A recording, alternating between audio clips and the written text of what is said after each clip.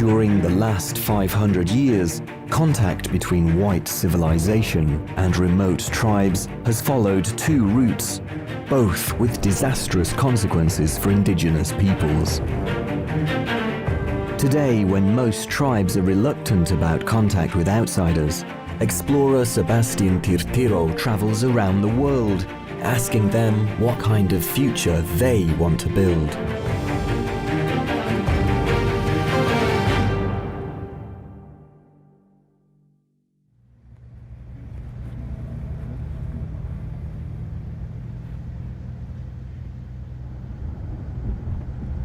Sebastian is heading to Montreal Airport for his upcoming expedition to the Canadian Arctic, where he will meet with the Inuit people.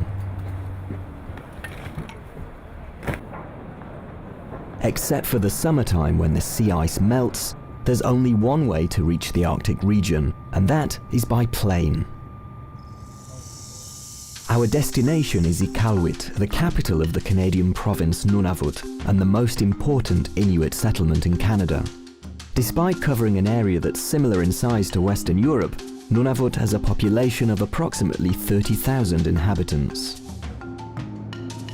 What used to be one of the most difficult expeditions is today, thanks to modern technology, an easy 3-hour flight. The absence of taiga trees is the sign that we've entered the Arctic region.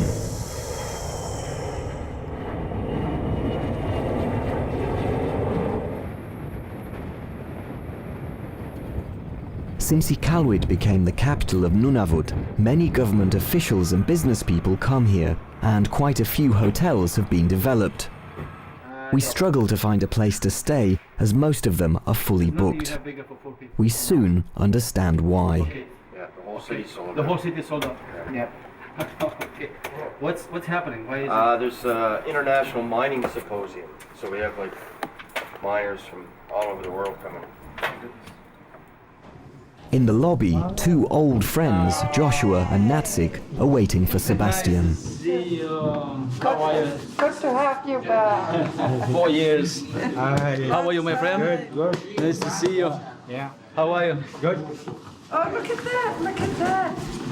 White, huh? Lots of fur. I need this here. Okay, then. Very nice to see you. Yeah. See you. See you. Yeah. Bye. Chief!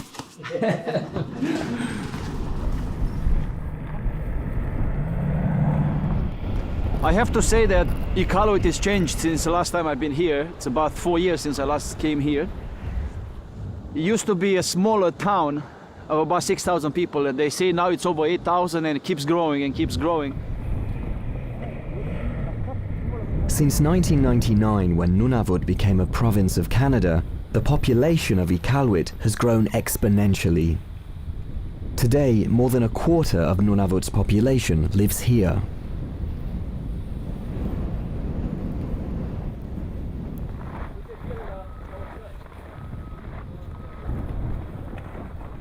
Later, Sebastian wants to meet with the whole family to catch up with the local news. How are you?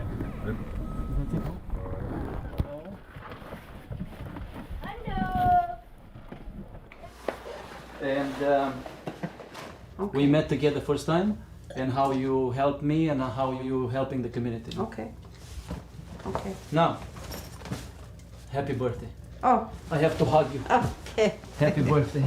Thank you. It's Natsik's birthday, but she's not the only one to receive a gift. Right. That's a watch for you. That's a watch for me, and I don't have one. You don't Sebastian have one. believes it's polite to bring gifts whenever you visit friends. Here's what I got for you guys. Awesome. iPod Nano. You don't know how to use this, do you? I do. You know how to use this? Good stuff. It's yours, my friend. Whoa. Thank you. It's not all. He wasn't even expecting it. When I came in 2005 for the first time in the Arctic, I arrived in Iqaluit, and the first family I met was Joshua and Natsi Kango. They built me a traditional fursuit to be able to be warm in the expeditions we're going to do together. And Natsik and several ladies built me my parka, my caribou parka, my caribou pants, and the sealskin kamiks or the boots. -50. Minus 50. As soon as my suit was finished, Joshua and I went on the ice with a dog sled. He wanted to show me around how a dog sled is managed, is led, how he would harness the dogs and what they do in these surroundings to survive. When you shoot the polar bears, when you shoot the seals, how do you bring them in from the water? I don't understand. When you I'm shoot- not very good English. No problem. Okay. I learned very quickly how great and amazing people these people are and how great survivors they are. In a very harsh place, in my opinion, the Inuit tribe are the toughest nation that I've ever seen in all my travels around the world. When I first came here in 2005, most of these people were still traveling by dogs, and although they had skidoos and snowmobiles, most of the families had dog teams. The ice on the Frobisher Bay was full of dog teams tied down for each family. As I came now, there's nothing. One of the Arctic's best guides lives here in the city. Her name is Mika, and Sebastian wants to talk to her to understand the reason behind the dog's disappearance. This is Mika, Hi.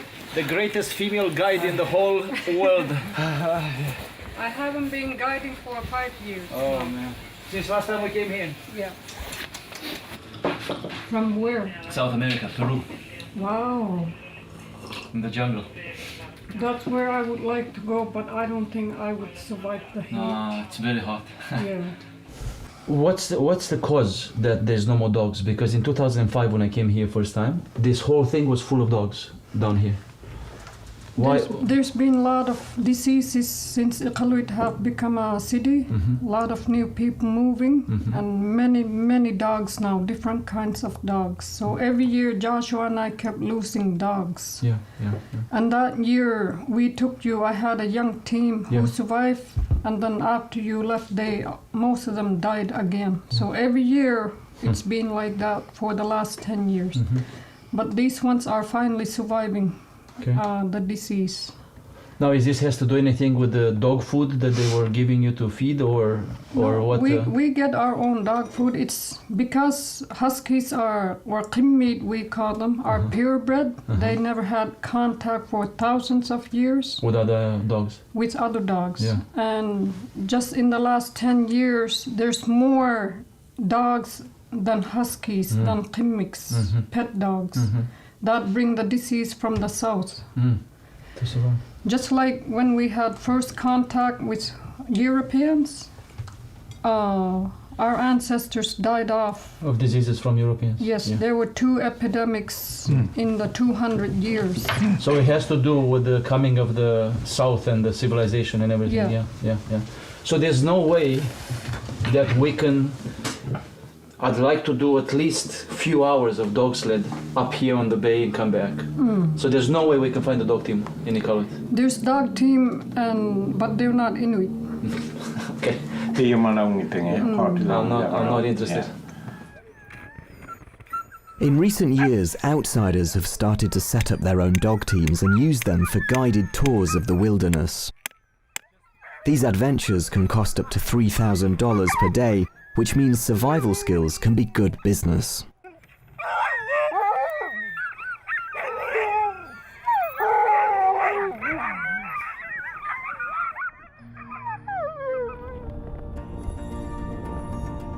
In many ways, Iqaluit has become a place where business stifles Inuit culture and survival. Today, no one uses dogs for transportation anymore. Instead, the sleds are pulled by skidoos, and the Inuit rely upon cars for urban transportation.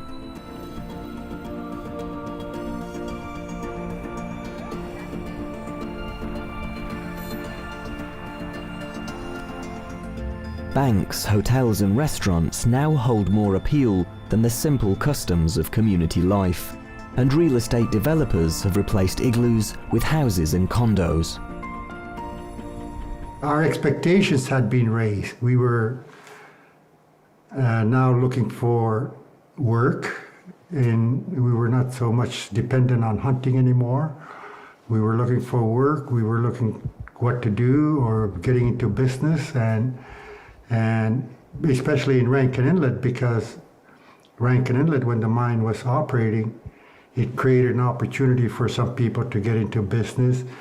And even when it closed down, it gave them an opportunity to go to other mines elsewhere to go and work. The mining industry is currently the largest private employer of Indigenous people in Canada. The Arctic region is rich in gold, diamonds and platinum, but the major stakes are in natural gas and oil. In 2009, the US Geological Survey estimated that the Arctic holds nearly a third of the planet's natural gas reserves and 13% of the remaining oil. In Canada, 33% of the remaining recoverable resources of natural gas and 35% of the light crude oil are located in the Northwest Territories, Nunavut and the Arctic offshore. In 2008, in the Beaufort-Mackenzie Basin region alone, 6 new oil exploration licenses were issued for a total work expenditure commitment of $1.2 billion. Every year, new exploitation platforms are being set up and more Inuit people are being employed. With the arrival of jobs and money, there also came a clear tendency to switch from hunting and gathering in the wilderness to shopping at the supermarket.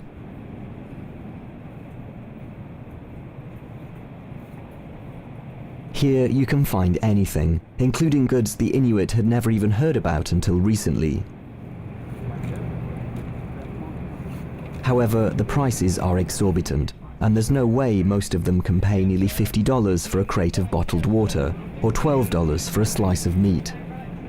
Tema kisutuina kitopaleng mata imaitunig lokalasuta akilasui yakayakarasutaro agla imam ni isumana parang ito tamanna no nagigatigo imam akili yakayakaraw semana sibilang ito silik kunon hamara kunon akilasui tao kataratigo no nagigaraw hatigo oktoro kama kutisiute pitakalang itiatu na ipipitingin na udlome umachutit pa ilagid lagalutaga umanasunita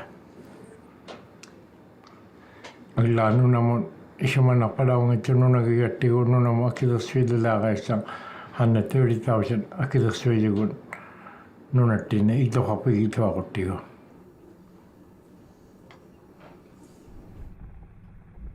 Many Inuit still hunt and fish for their food, even here in Iqaluit. However, there's a price to pay, especially during springtime, when even the most experienced can meet their death by falling through the treacherous ice.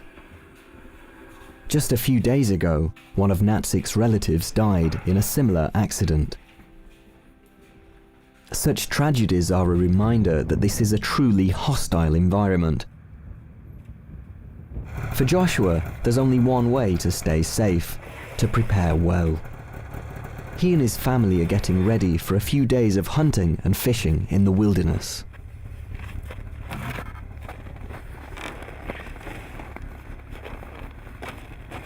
Well, it's 7 o'clock in the morning. Friday morning we are preparing to go fishing. It's coldish, not too bad. It's about minus 25, minus 30, and we're gonna have 4 skidoos and 5 sleds that we're gonna pull to go out fishing. This is my favorite event of all the things that I can do here with them. And it's exciting now to see how, even though they live in 21st century and they live in modern houses with heating and electricity and cars and they have a job, they still survive off the land in the Arctic. So this is something unique to this tribe. Every time they step outside the comfortable environs of the city, most Inuit still wear their fur clothes. Though they're difficult to put on, no other clothes are as suitable for the harsh climate here.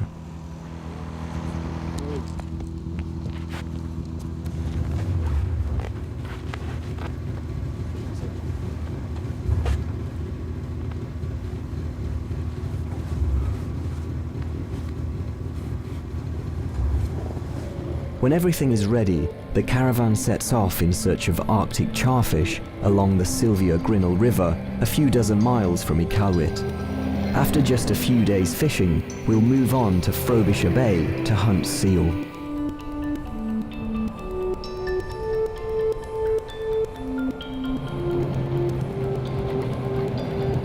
Joshua is experienced in such expeditions. He knows that low temperature and strong wind form a combination that can push the human body to the limits of endurance. Though no one is complaining of cold or exhaustion, every 2 hours he has the caravan pause for a snack. Hot tea and a bite of cake increase the chances of everyone's survival, even on the longest trips.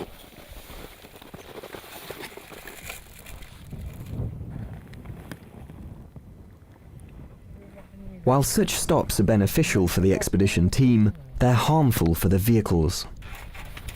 At minus 30 degrees Celsius, water freezes instantly and even gasoline can turn to ice.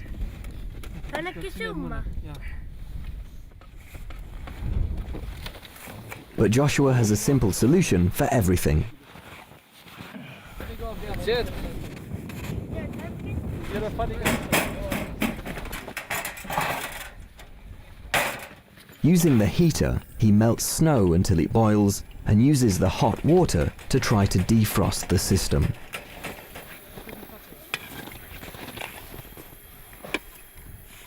Having no dogs and having to use transportation, living in the costly world today, we are regretting and regretting more. But at the same time, we are gaining this different knowledge. We're adapting to a new survival, but we have to learn.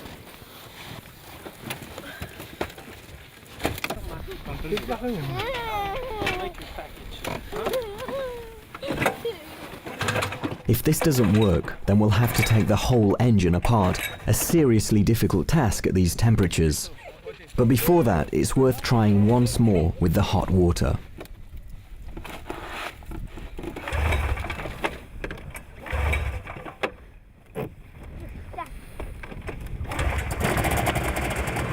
Luckily, the engine starts, and we're ready to set off towards the fishing grounds.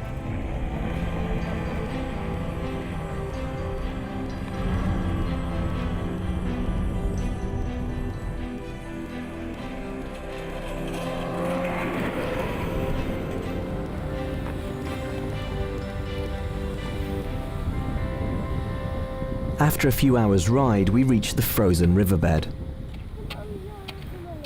The first thing we do, before even setting up camp, is to set the fishing net. Illy and Andrew, Joshua's boys, help him to break a hole in a sheet of ice that's over 1 meter thick. Like the good apprentice that he is, Sebastian does the groundwork himself. After half an hour's work, they break through the ice sheet.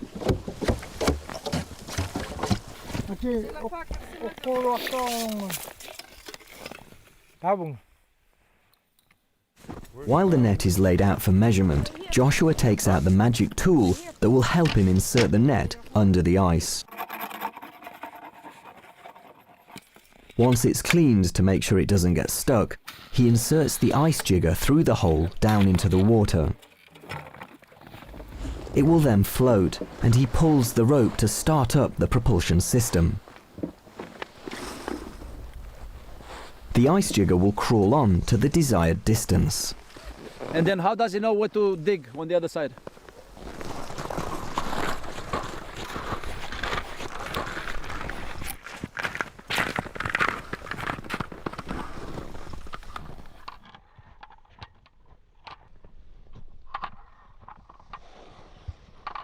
He then listens for the scratching of the jigger. He marks the spot and bores through the ice to bring the jigger back up.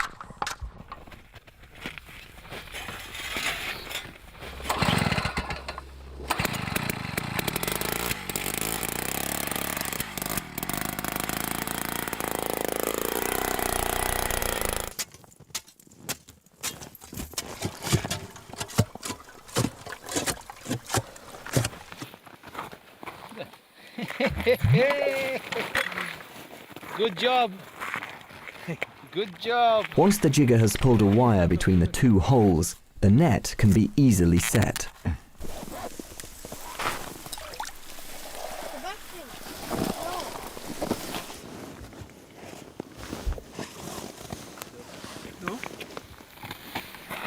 Okay. Tent? Tent? Yeah, let's put the tent up. Joshua, I learned to have great respect for him. He's extremely organized, and he not only takes care of him and his family while we go, but everybody involved, even the foreigners and the visitors and so forth. You know what I remember the best, and you can tell him? In 2005 when I first came, and we went on the ice on the Frobisher Bay. Of the dogs, after about 2 hours, he stopped, he made me tea with some very long, dry rusks, very dry bread. And we dipped in the tea, the two of us, and we sat there. It was the best memory I have. I was very cold and very afraid of the cold, and he really took good care of me.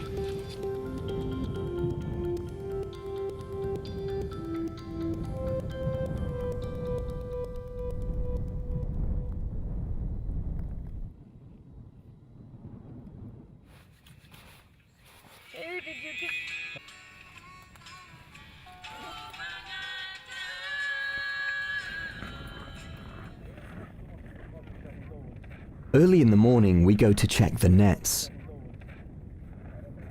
Once set, a net needs to be taken out 2 or 3 times a day.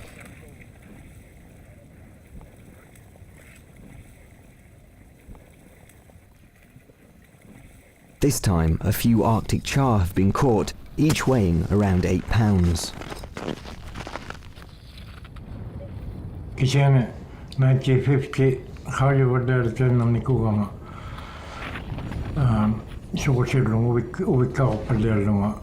Taken a Shimar Tokaram, Shogoshilim, Shimar, and Hawiman, and Matete, making around with them taken it. Omayokshirna, Nakaman, Tapa, Nariaman, Tapato, never woman with Tukashima, never bring me a Potishimatinata.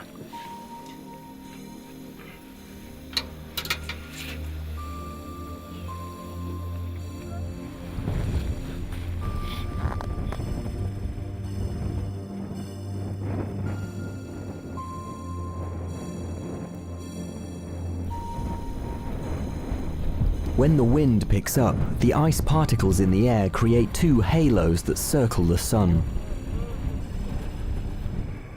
If we want to reach our destination by sunset, we'll need to pack up and head for Frobisher Bay for the seal hunt.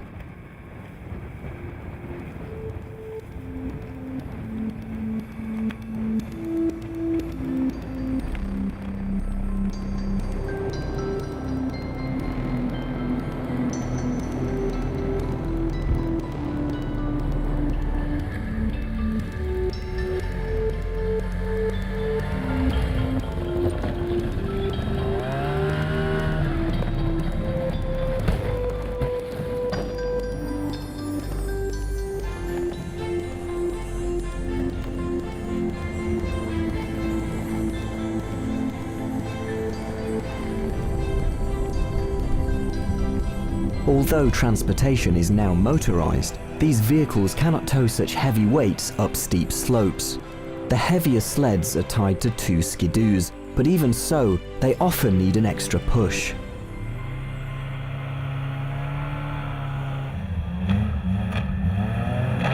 If any of the skidoos hit the rocks and break down, then we'll be in trouble. Our loads are too heavy and cannot be carried by fewer snowmobiles, and this will bring our progress to a halt. In these low temperatures, it's vital to avoid serious effort and excessive perspiration, which could lead to exposure. Fortunately, there are many of us here, and together we can get the snowmobiles back on track.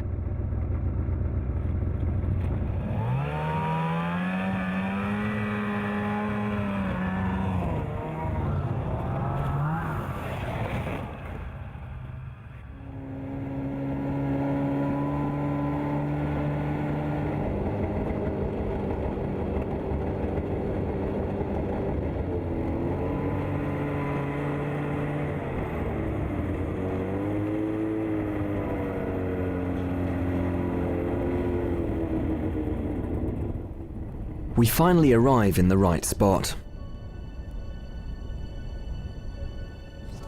For Joshua, these expeditions aren't just about hunting for food. They're also a good opportunity to teach the youngsters how to survive in this desolate, harsh environment. Hallie, Joshua's grandson, will see an igloo built today. Although they're sleeping in a tent now, building an igloo can be vital out here. The snow has to be perfect, not too hard and not too soft. The blocks are laid close together so they support each other.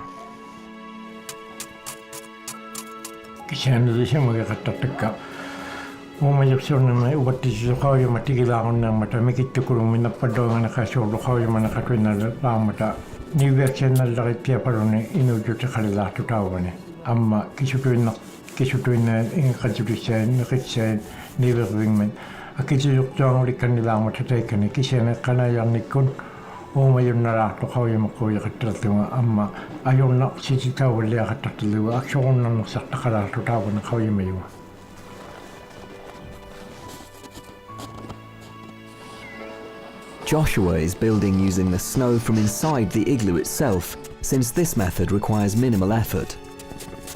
The upper layers must be set in a spiral so that the blocks support one another.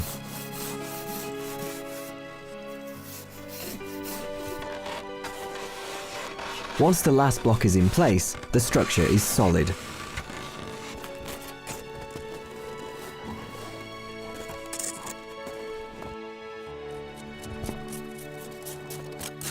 Building an igloo is a tough job that can only be done by experienced hunters.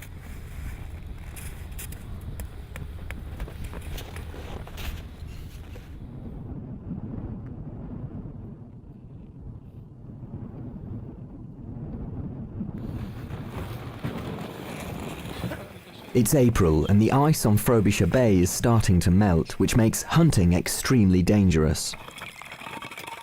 Joshua tests the ice with a metal rod and shows us which way we need to go.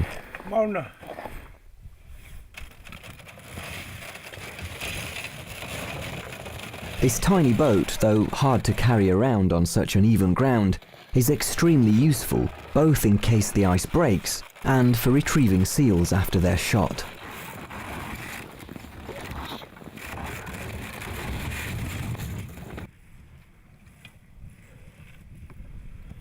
As we come closer to the area where the ice has thawed, we make noises that are transmitted through the thin layer of ice.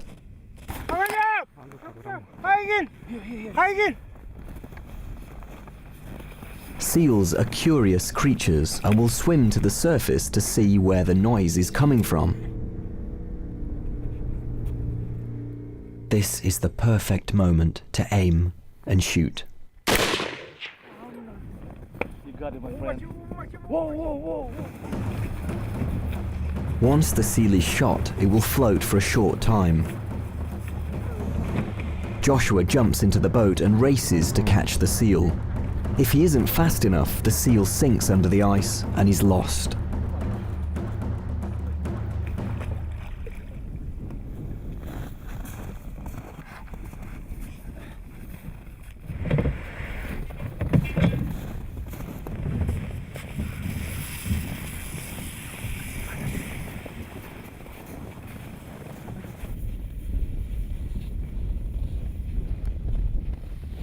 Back at the tent, Joshua is cutting up the seals. Nothing is wasted. Everything is used from the fur to the intestines.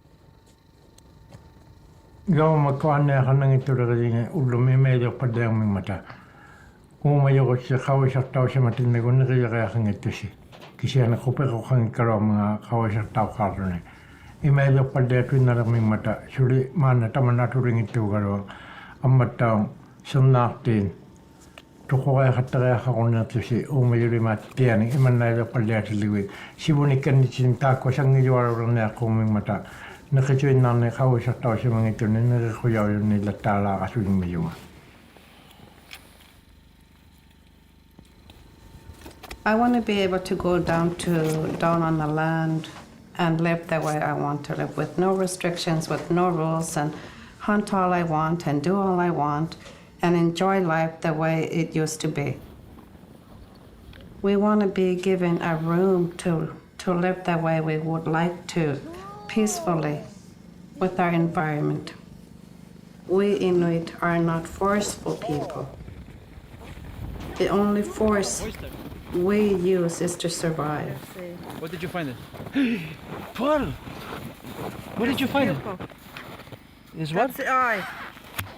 Ah, it's the eye of the seal. I thought Yeah. it's an oyster. Yeah.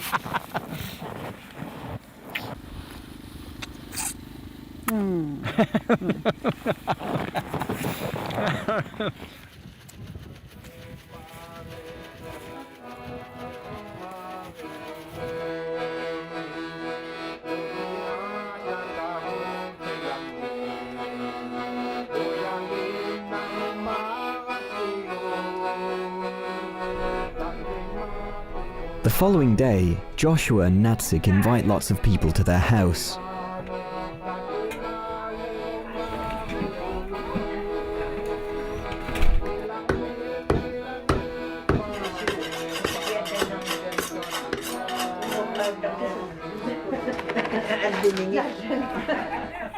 You recognize me? Yes.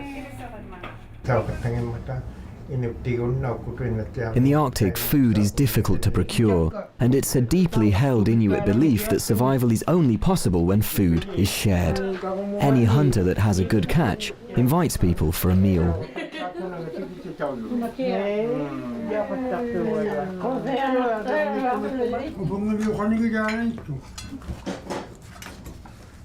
Many kinds of meat are served today. Some caribou meat is being cooked for visitors, but people here prefer meat that is raw and frozen. Whale skin is cut into small pieces and is even given to children.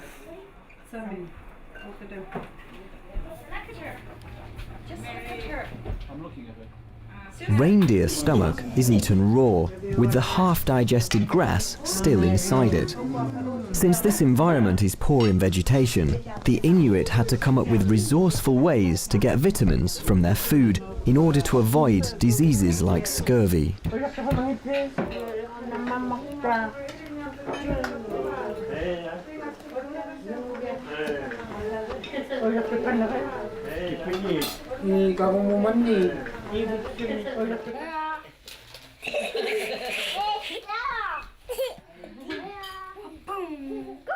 During the feast, Malaya, Natsik's daughter, and Alexia, her niece, are rehearsing some traditional throat-singing pieces.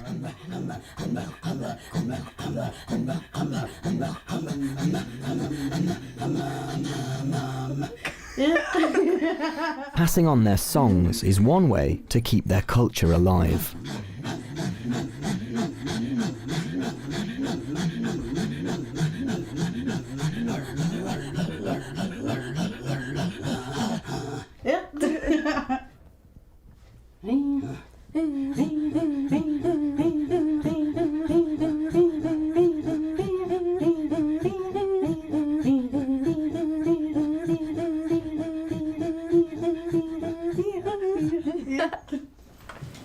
Incredible stuff. Incredible stuff.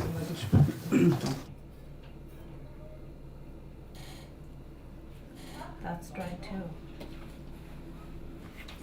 In the evening, once the guests have left, Natsik cleans the fat and fur off the sealskins with an ulu knife.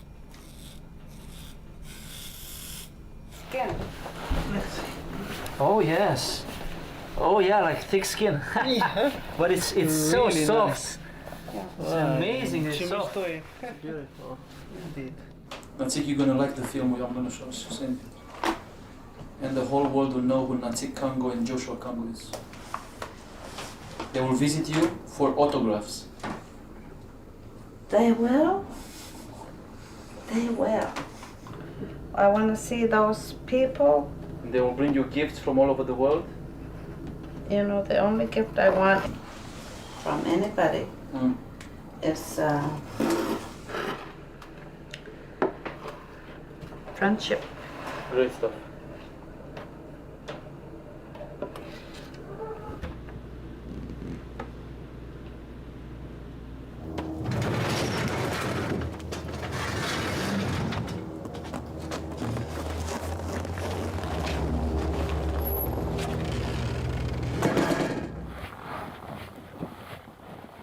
Natsik is managing the family business, a car repair shop.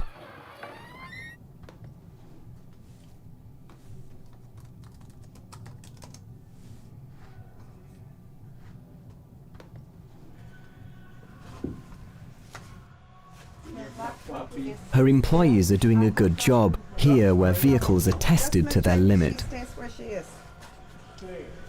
Okay, and I have Tom film me.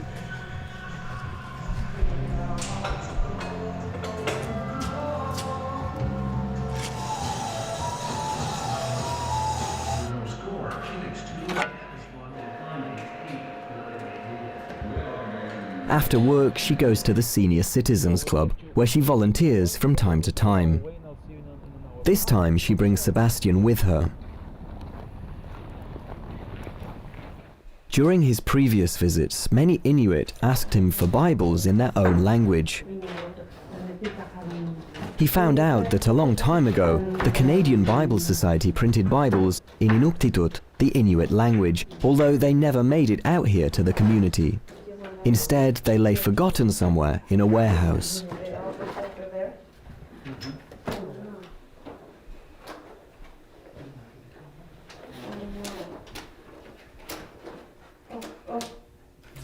Some 60 years ago, the Senior Citizens Club was the community itself, and there were no homeless people on the streets. Today, there is much homelessness in Iqaluit, and some of them gather here in this shelter to eat and socialize.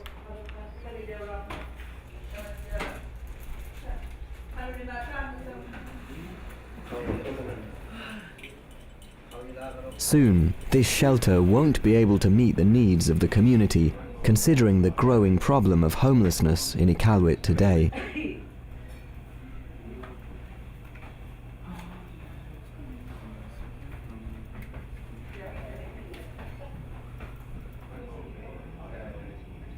When I was growing up, I don't remember anybody being homeless.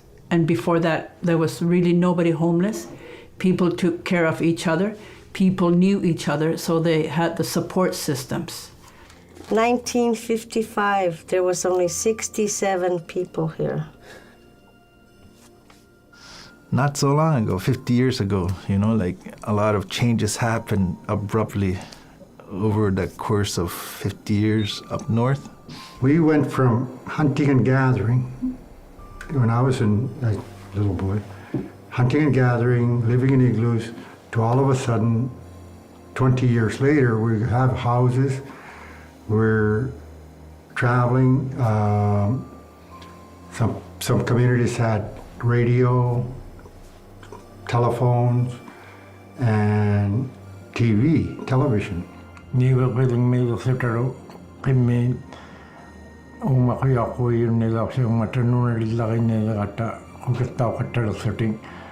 Ayosana taking a pia per to Kino Yaman to Kishaniki, Kishutagon, the Toma of Siwa in the south of Paleruta.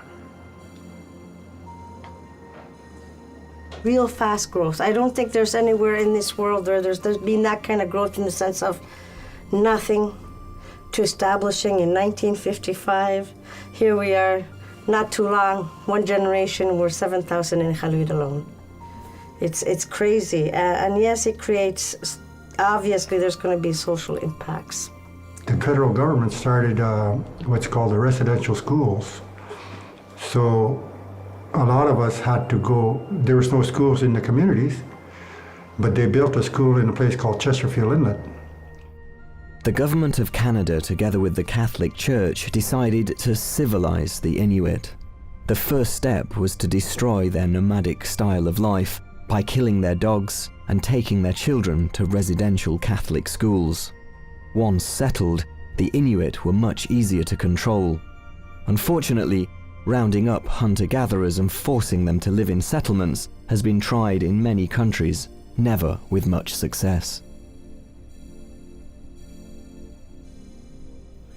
Whether it was going from hunting and gathering to a wage economy or going to school, but while in school, going through some unpleasant things like sexual abuse or emotional, physical abuse, it had a very impact on our lives later on.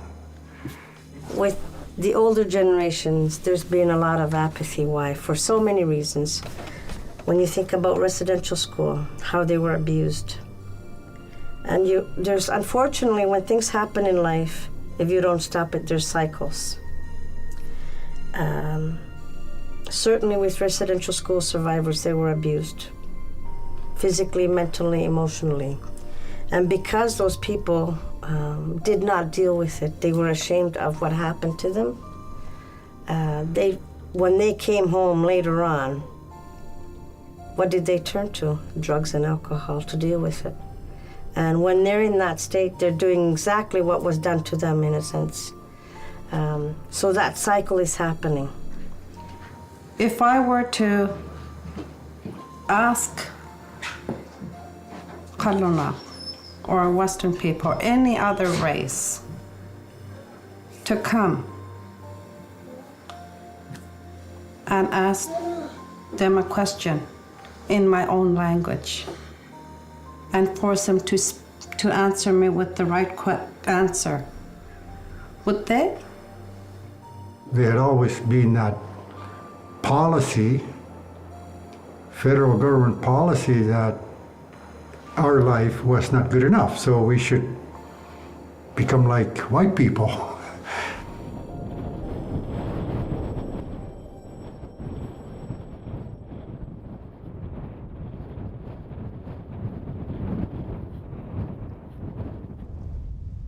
More and more young people, the young generation, loses the touch with the land and the knowledge of the land.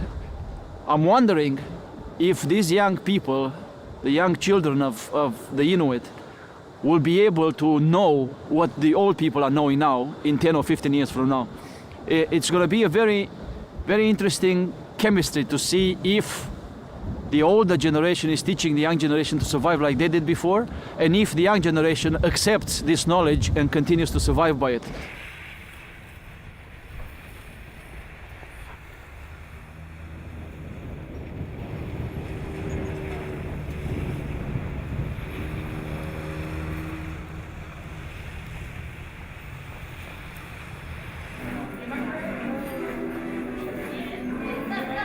In recent years, more and more organizations have been attempting to provide meaningful alternatives for the young in order to keep them away from drugs and alcohol. One such project is the annual skills competition.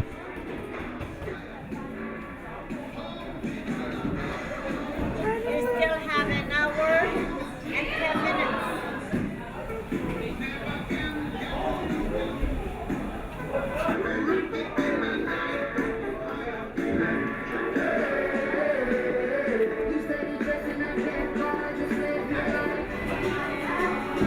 After a long period of enforced civilization, it seems that the government strategy is actually working. A couple of generations are forced to adopt a new lifestyle, and later ones take it up for themselves willingly.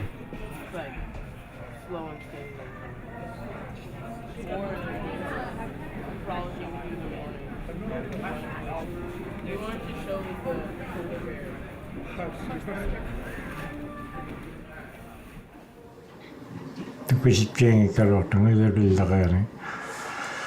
Kisiane una inu singa sukak tau laga simuman.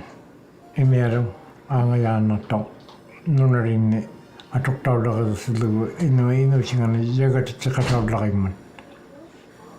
Kisiane una inu sika yamajamenik tau aura na yamajamenik aura na kauma Pata gawa makut ikayok te tiara kakasugi yakarwa ketakak kuninga teko inu sika yamajamini inu sika humayan. Gawa makut ikayok te tau ni gulu mikisi na kisi yuang rasligo ayong na tiara to. Imiaro angayana to inu sitin sokasi malakita. Here in Iqaluit especially, in 20 years from now, it'll be one chaotic life. Because of the middle-aged people are bearing children that are FAS FASD. And at that time, we will have many of those children as adults in a chaotic lifestyle. Onuktuare utakamangitte. Kachina kului teikkoa atudlakadautu inausa kadlakadautu nunaricho silatane peronnikuin ja teikko utakamanattu kisiani ajonnaksi jullumi ukkojutissa igasiun gaasiingan kajutissa akitsuduktuangulatsu luigaamakkulluek ikajutisan tamakkulunga saqqattiyunnagati sapilattut taimeninga tuinartumana teikko utakamayunnarunanga talla taimeittoqataujunga. We'll never forget the past because it's part of who we are. But we need to look at where are we today? Where do we want to be? We're not going to go back to our old way of life, but what we want to do is ensure that our identity remains as Inuit, proud to be Inuit. So it's going to be a huge difference. I can see it growing again in Iqaluit as an example. It'll double again in 10 years.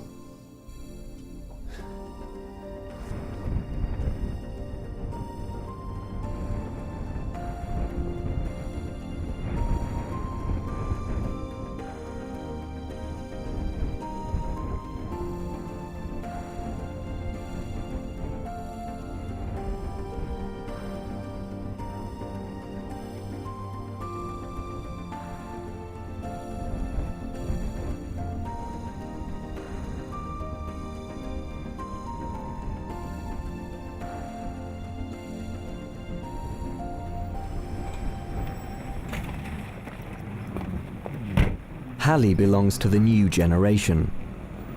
Will he choose to return to his traditions, or will he decide to pursue the Western path? For the moment, he's not thinking about such big questions. He's just passionate about hockey.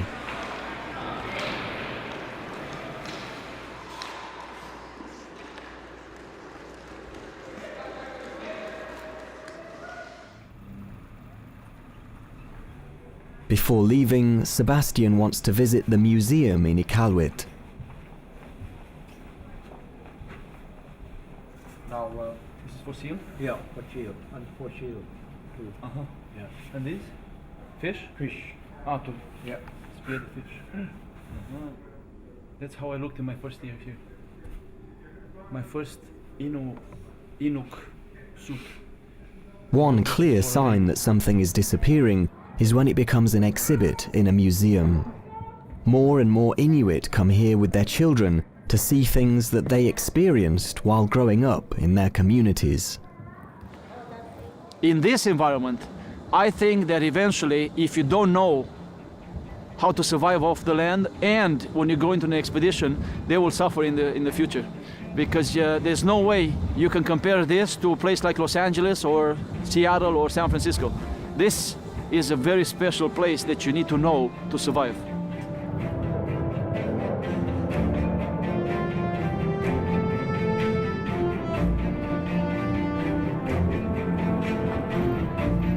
In the next episode, Sebastian visits the Nafe tribes in the South Pacific islands of Vanuatu.